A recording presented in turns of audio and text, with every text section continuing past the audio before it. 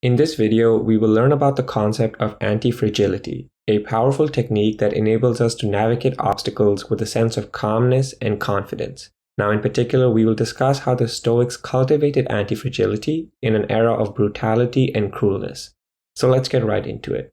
Now, to kick things off, let's go ahead and take a look at what antifragile means. Now, the term antifragile was popularized by writer, mathematician, and former hedge fund manager Nassim Taleb in his excellent book Antifragile: Things That Gain from Disorder.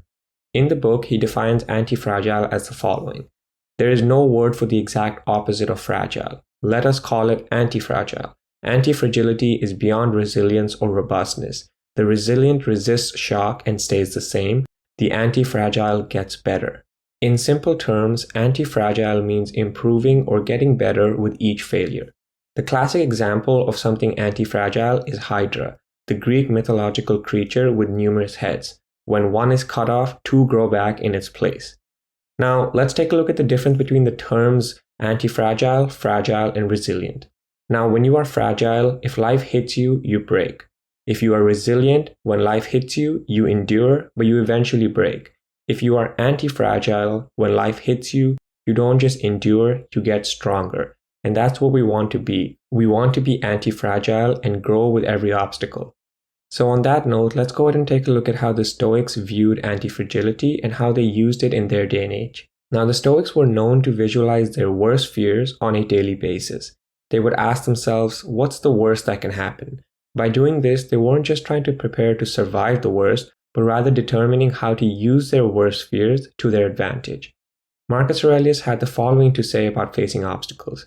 This is not a misfortune, but rather to bear this nobly is good fortune. The Stoics understood that life will always be challenging, and how we respond to our obstacles is truly or ultimately what matters. As Emperor of Rome, Marcus Aurelius had to deal with his fair share of obstacles, as he had to endure losing 8 children, fighting 2 Roman wars, and overcoming a pandemic that killed a quarter of the Roman population. He did all of this with a sense of antifragility and is forever remembered as one of ancient Rome's most extraordinary and greatest emperors.